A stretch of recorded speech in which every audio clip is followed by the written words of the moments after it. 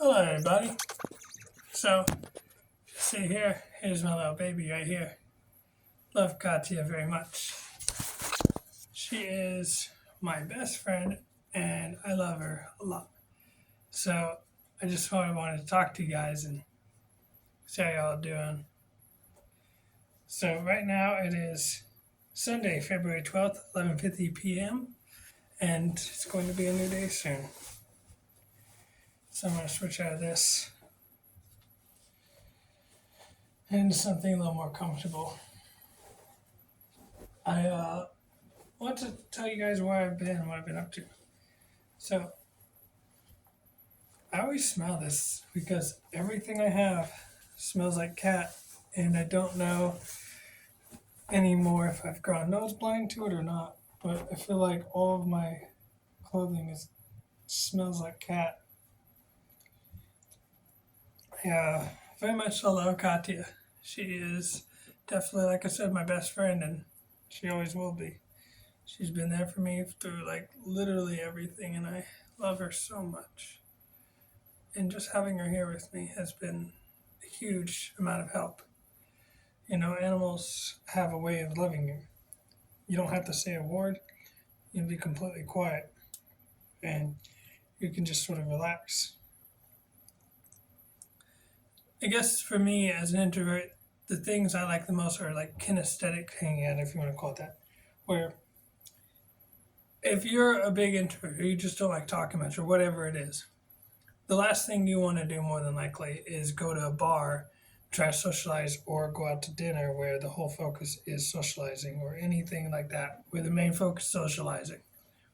Not to say you shouldn't socialize, but what I recommend is try to pick a task where socializing can happen, but the main focus is around the task. So, jujitsu would be a great example of that. Your main focus is doing the activity together or playing video games. Socializing can still happen, but it's not the main focus of it. And if you are socializing, it's usually around the topic at hand. Think of it like a little lubricant, right? Just going dry. I mean, for lack of a better term, it hurts to smile. I have to be careful not to smile because I was doing some practice, some wrestling practice, and one of the dudes I roll with, love him, good guy, but he is very rough. Uh, he's a spazzy white belt, so I try to match his intensity level, but usually try not to roll with white belts because or I try not to roll with them unless I'm trying to go hard that day. And the main reason is because white belts they usually don't know any better. Uh, they kind of have that switch, and the thing for me is white belts gas out really fast, so it's hard to really get any good cardio in. And so for those days, those are usually my days where I'm trying to get like zone two, zone three cardio. That typical heart rate. For me, everybody's true heart rate is going to be different. Usually, you want to go get some testing, some quality testing that will help determine that. But usually, for me, I try to stick around like 132, 135 beats a minute. Try to keep that for about an hour or two during the practice and try to keep right around that zone two. But with white belts, it can be hard because they just gas pedal and they sometimes when they're in the late stages of submission, they'll try to explode out of it and end up injuring themselves and stuff, and that's problematic. And you obviously have to understand that technique is not everything. Strength plays a big factor. So if you have a super spazzy white belt, that can be particularly difficult because they might get super aggressive even though they shouldn't, and then they end up hurting you because they accidentally knee you in the mouth or uh, you know stack you on top on your neck, shit like that. Although to be fair, I would say you should learn how to roll with that because the idea of jiu-jitsu is that you know how to defend yourself. At least for me, that's the idea. I'm not really big into the sport jiu-jitsu. I don't know if a lot of people recognize the difference between self-defense jiu-jitsu and sport jiu-jitsu. I think a lot of people, when they come in and sign up for classes, they don't even know if they're doing like a hybrid class or what are they doing? They just sort of are there, and for a lot of people, they just sort of assume that that's what they're doing. Something that I, you know, I recommend is it when you're getting into jujitsu, when you're talking to your coach, a big thing is to ask them, like what sort of warm up drills they do. Because a lot of coaches, one red flag for me is they'll do warm up drills of like stretching out for yoga, which is cool and everything. But if you're paying for like a 1 hour or 2 hour class, especially if it's like a 1 hour class, right, of training, 25% of that is them going through that. Even if it's just 15 minutes, even if it's just a quick warm up. But the whole idea is you can get that warm up if you're drilling the techniques really slow and technically, right? And you're just doing with techniques with no resistance. That can be warming up for you, right? Because with jiu-jitsu and stuff, unless you're playing an inverted guard or you're doing what BJ Penn used to do, which was throw up his legs in the rubber guard, which was crazy impressive how he used to do that. You're usually not needing that level of flexibility or mobility, right? Especially if you're just doing light rolling, you'll get your muscles warmed up by by just doing the moves slowly, and it gives you more time for quality practice than doing yoga. I think it's great, but again, like when I see people running in place and they're kind of doing those marches, and they're running side to side and doing these, and then they go the other way, and then they go backwards and they go forwards. I'm not here to get my cardio on right now. That can be for the rolling. That can be for the rolling, and that's always been a big pet peeve of mine, right? Yeah, I'm like the one thing that I've taken bad of. I don't know if this is a dad thing or if this is a gym bro thing. Could be both. But I've always brought gallons of water with me, and I just fucking drink straight out of them.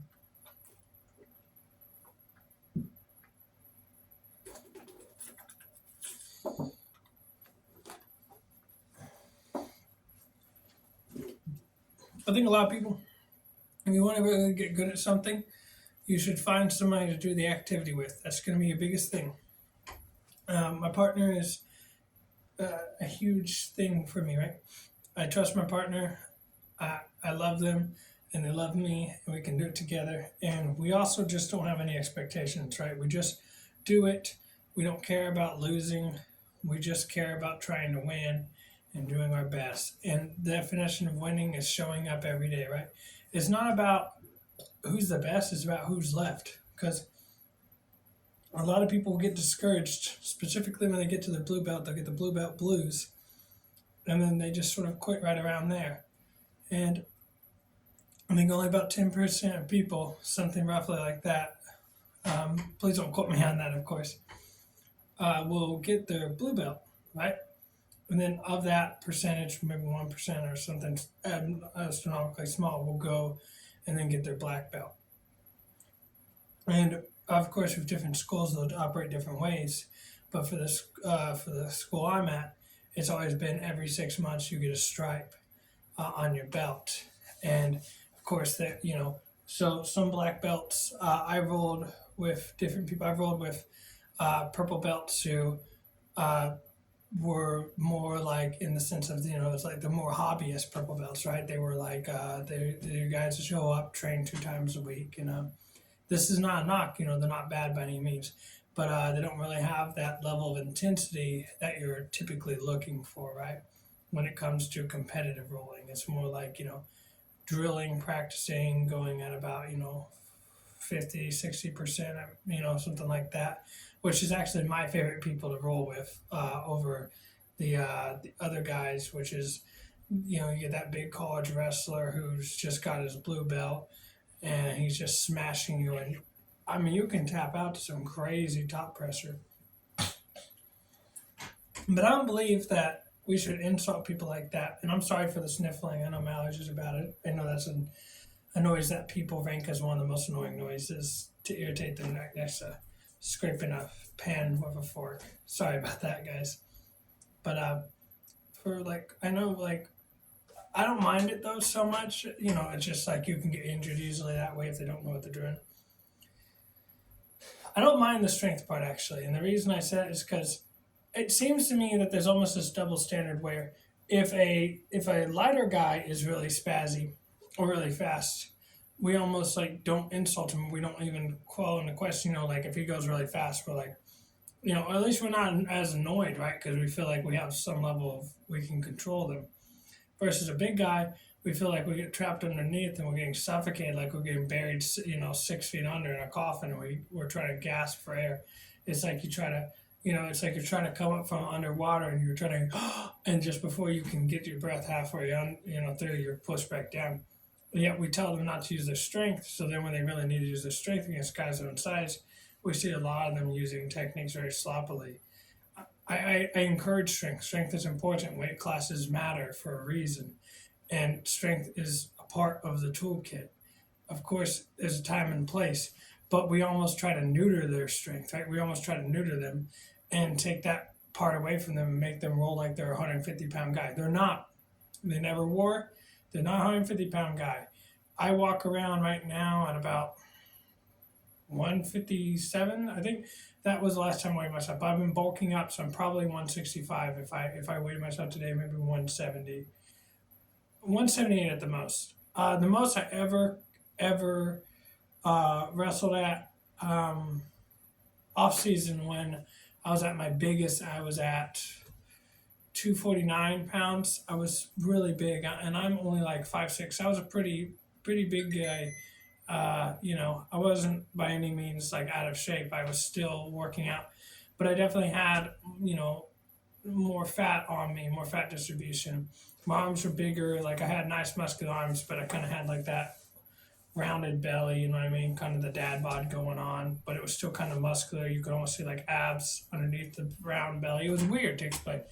Um, and I know for me, the way I rolled in was a lot different because I was very explosive, but if you took me to deep waters, I was fudged, right?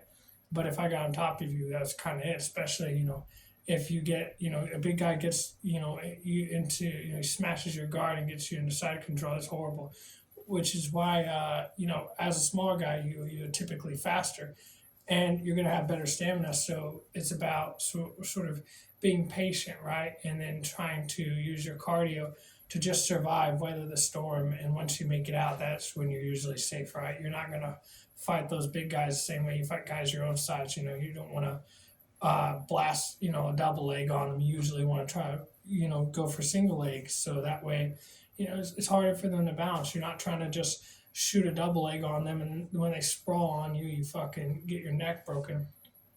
Of course, one way out of the sprawl is, you know, ideally you don't get sprawled on. But if you kind of bring your legs, like let's say you have your legs to the left side, and you kind of bring your head out, and then you kind of fall back and sit back and put your legs on their hips and kind of push them out, to try to either reclaim your guard or get some sort of space to what you had. But again, those are all just sort of, oh, look at you, baby.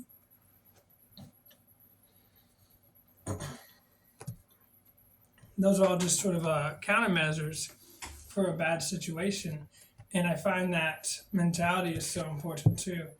With a lot of BJJ guys, specifically, there's almost like they adopt the style of being a BJJ guy, and with wrestlers, they adopt the style of being a wrestler, right? They stick with what they were good at, right? There's your A game, and there's your play game. So if you're not at a tournament, you should be doing your play game, and you might, because it's easy to go back to what wins you the most. Because when you try new techniques, you might find that you're getting tapped out a lot more and you're quote unquote losing a lot more. But that's new techniques. You have to add that. Because while short term, you might be more successful, keep doing the things you're doing. Long term, one, people are going to find out your techniques and they're going to adapt to them. They're going to find ways to counter them because you've done them to them a million times. And two, while everybody else is learning new techniques and leveling up, you're still staying right here. Everybody else is going up here, and you're staying right here. And again, that triangle worked the first time, but now they learned to counter to it. You go for it, and you just can't get it. Just can't get it. So that's why, like, a good transition is, especially in the gi, if you're trying to go for an arm bar, and then they try to, and then try to pull an arm out, you go for the triangle, right? And if they start defending the if they start trying to defend the triangle, you can of course sweep them and maybe bring them back to an arm bar if you can. Like there's little things where you of course have to understand what size you are and what's realistically going to work. And the dumbest piece of advice I was ever offered, and I don't mean this in any disrespectful way, I won't say who it was, but it was that your style is your coach's style. And I always thought that was so weird because no, it shouldn't be. You can't learn everything. People tell you to learn everything, but you just can't. There are some things you're going to be bad at. And I see this a lot with people, is they'll get so obsessed over a particular move. They'll get super obsessed over a particular move that they're not very good at, and they'll try to practice it 100 times, and then they still do it very mediocre. But they try to do it the exact way that guy did it. It's like math problems, right? You can get the same answer to that math problem even if you do it a different way, whether it be addition, subtraction, or whatever, or multiplication. If you have your own system that allows you to get the answer, then do that. You're allowed to tweak a move. It doesn't have to be exactly the way. Like boxing is a great example, right? A lot of people tell you, you always put your hands up, always keep your hands up, right? And like, yes, I get it. That's not wrong. You should, in theory, always keep your hands up. But then people like Michael Venom Page come out and they make it work. But the unfortunate part is, though, when those guys get knocked out, it wasn't because the opponent was good or anything. It was because they were crappy and they made a technical mistake. Even though Michael Venom Page is a decorated striker and has been doing this for years, and we're sitting here on armchair quarterbacks, right? We're just acting like we know better than them, and so that's always weirded me out, right? Is have people step outside of the box, right? The whole way that we get better is by trying new things and seeing what works. A lot of guys will put you in this box and tell you this is how you have to do things. There's no other way. You have to do things my way. Work is a good example. If you ever worked any type of job where everybody's got a different way to do dishes or to make food or to do this or to do that, everybody's got their own way of how to do something. And so what you do is you take what works for you from person A, B, C, D. You take all those things and you put it all together to make your own thing. And of course you practice with live resistance to see if it works. Like one thing that I was always told to do was from side control, I push up with my hips, and then I T-Rex arms and I put them in place, and you shrimp onto your side, you put your hands out the frame, and then you bring your right leg in and you use your left leg to collect into half guard, right? And then from there you push on the leg and you get into full guard. And I'd have to show you. I'll probably upload a video about that actually. Now that I'm getting, things settled in, and I'm starting to, get everything settled with moving and stuff. I've been apartment hunting and also was job hunting for a little bit. So I've been very busy. Sorry about the uploads. But I also just lost passion for the SML movie reviews. It just wasn't something I was really passionate about. Spin the shit here is a lot more passionate for me, and I enjoy it a lot more. But so with that, what you want to do particularly is, I lost my train of thought, but I suppose that's what happens when you have these more, you know, call them casual uploads. Yeah, I was saying, you want to find something that works for you, and if it works, it works. And it's important to take what works and take what discard what doesn't. So you can do that with I would collect it with the right leg, and then I would come under and I would grab their belt and use that while grabbing their pants leg to pull them over backwards and then to sweep them to the side.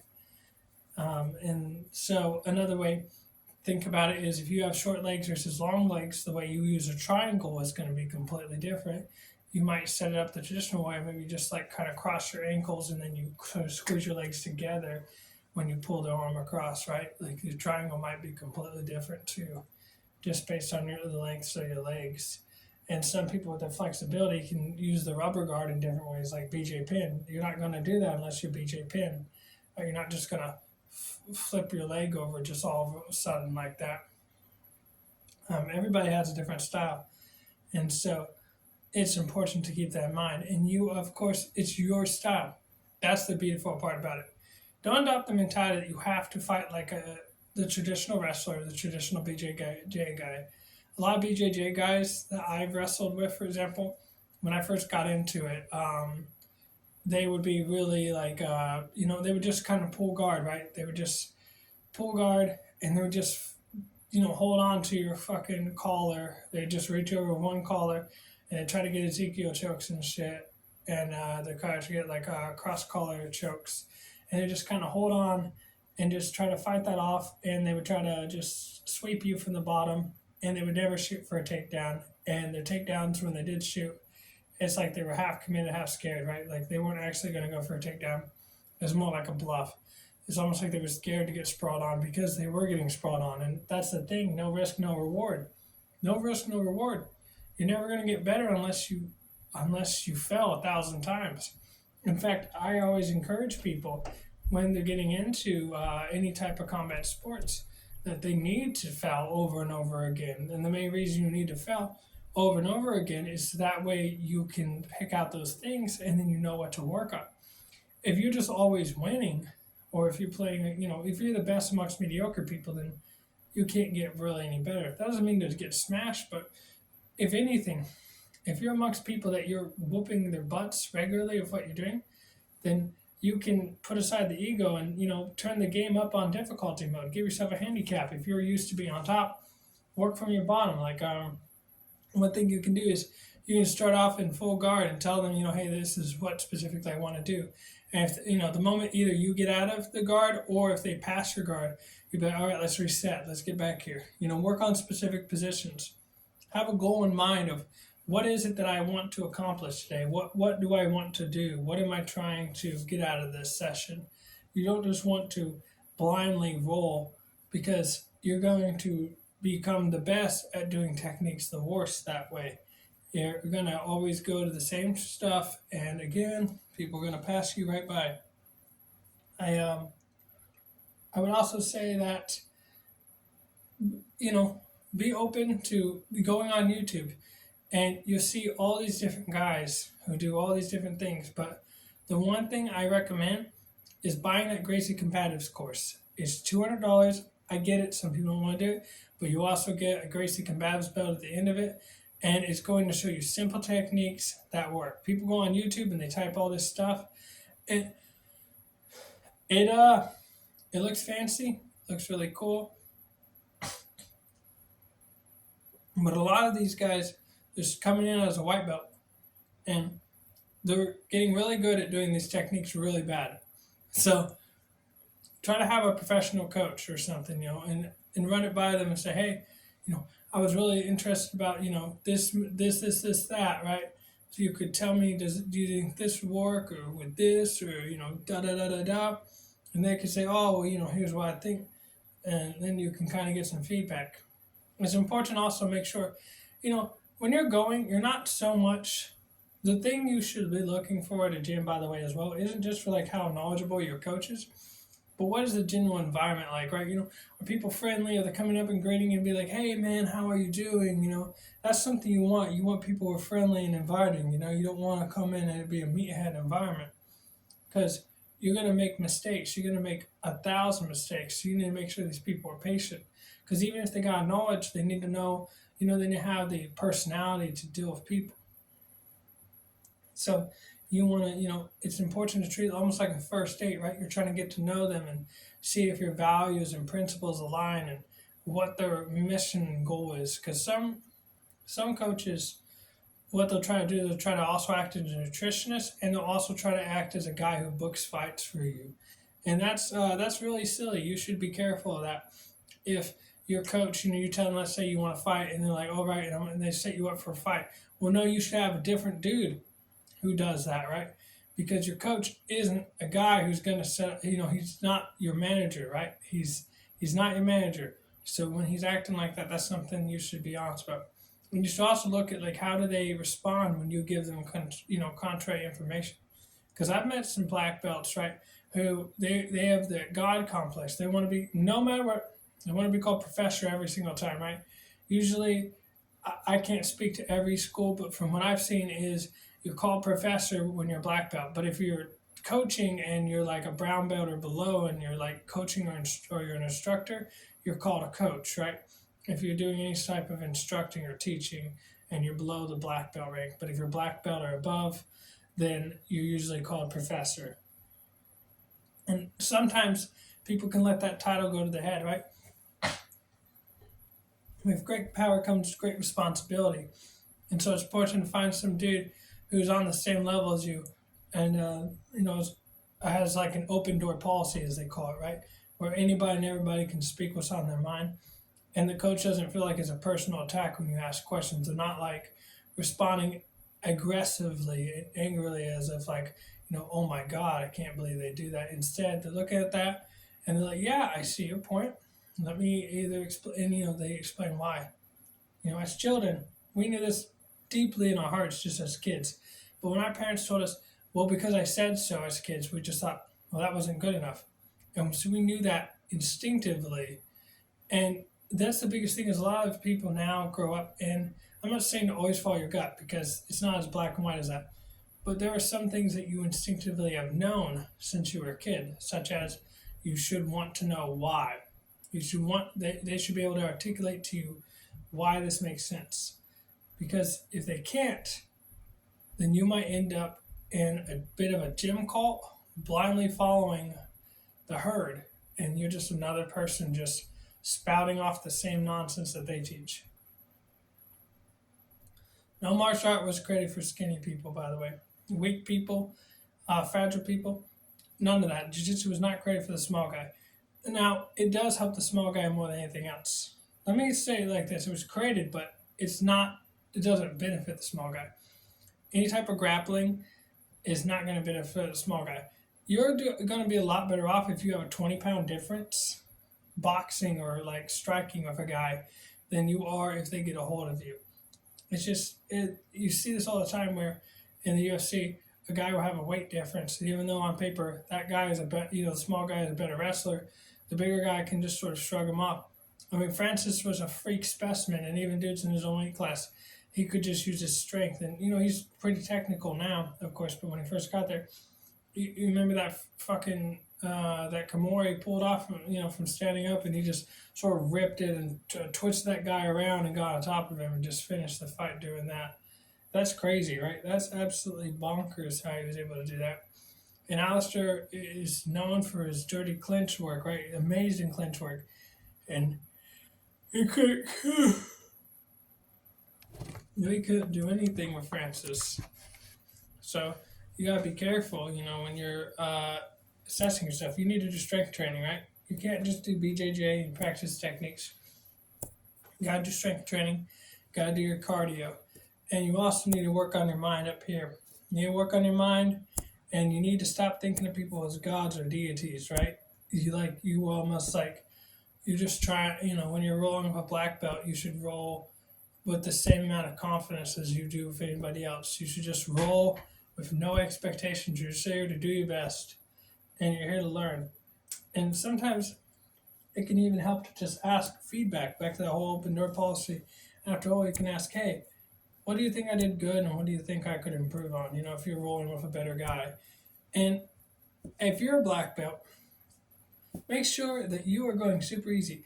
Some black belts, they'll let their white belts and stuff, they'll let them work, but not even that much. What I mean is, let them get submissions, build up their confidence, right? Give them wins so they don't just, they call it tune-up fights in boxing, right? But if a guy's getting smashed over and over again, he's going to be demotivated. And a lot of these guys would just say, well, just don't worry about it, right? Just don't worry about it. That's what you want to go for. But it is pretty demoralizing for a lot of these guys who come in. I've seen it. A lot of guys come in, and it's happened to me too. It still happens to me to this day.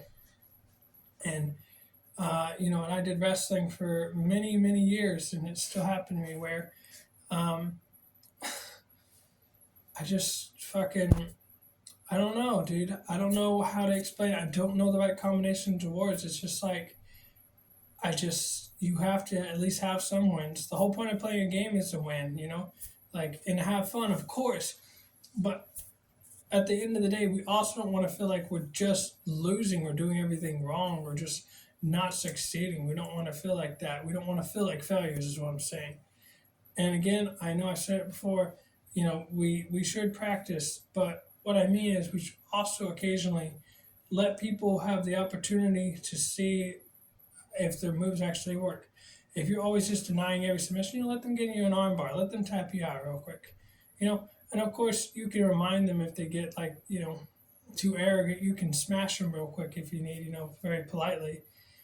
Or one thing I've seen some people recommend doing, if you'd rather this, is you bring them in who's new, and when they roll, you don't smash them, but you just give them three quick tap outs, right?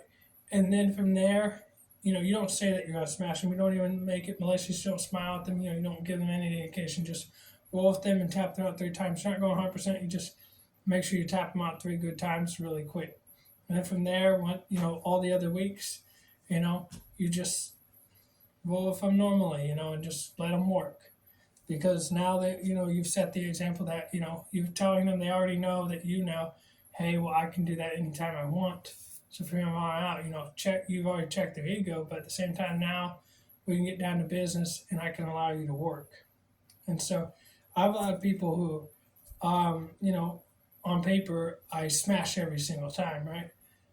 To just get me in bad positions. I'll start off with bad positions. I'll start off letting them get the hooks in, and I'll just sort of sit there, right, and let them do their thing, and I don't really add much resistance. Billy's a good example. I got Billy into jiu-jitsu, and they're still learning. They're like a spring chicken. They're still learning.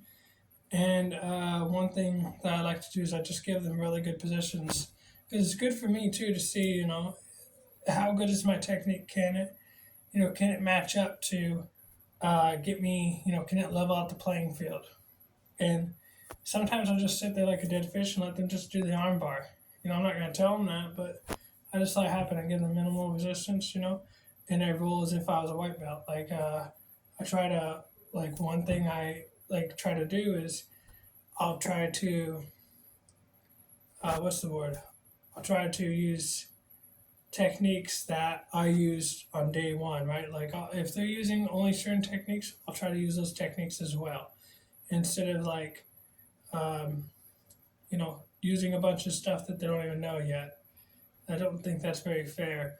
They're still learning the controls on the fighting game. Why would I hit them with a 10, go with a 0 to death combo? That doesn't seem fun at all for either player.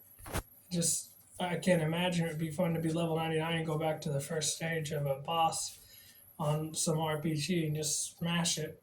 It's almost like, if you get really, really good at a game, you kind of intentionally give yourself a handicap or try a challenge. Like, one of my favorite challenges was playing through Doom Eternal, and I tried the no-hit challenge on the hardest difficulty. And the idea was that you don't get hit once, but if you do, and if you do get hit, you have to restart from the last checkpoint. Never did finish that game. Still working on it to this day. That's a nightmare. But it gave me a renewed sense of passion, because I've played Doom since Doom 64. I've been playing it for a long time. And I just, obviously if you practice anything for years, you're just bound to get better at it. It's hard to be bad at anything that you regularly do. So, with that, I wanted to try a new challenge. I wanted to try the no-hit challenge, and I've reset, I don't even know, well into the hundreds, though. Well, maybe even to the, over 1,000, I don't know. But that's been pretty fun. That's been pretty cool. That game is fucking ridiculous. In a good way, of course. So, I'd recommend trying to find new ways to make things challenging and exciting for you. So, if you're that much better than the guys you're rolling with, you can just try using moves that you're not very good at, starting from a position that you're not good at. I'm terrible off my back, even after all these years. I'm dog water, like, at least comparatively. I mean, I'm competent if I'm on my back and I'm rolling with, somebody who's only been doing it for a couple years or some stuff. I'll be okay. I'll be alright. I'm not gonna do anything crazy, right? I'm not about to pull off a highlight reel finish or anything like that. But I'll be all right. I can hold my own. I'd like to think. But my bread and butter has been just smashing from the top. So I try to work on my back. Sometimes side control is a really bad one. I don't like being side control. I like to be the guy on top. I don't like when people are on top of me in side control. So I'll try to start from there and just see if I can get out of there. And I'll try to set a timer each time. When we restart, I'll try to beat my time each time, and I work with that sense of urgency. So I hope this helped. I just wanted to sort of talk to you guys and let you know what's up, and also just talk about jujitsu. Anyways, it's been fun. Here's Katia one more time in case you want to see her. All right, bye guys.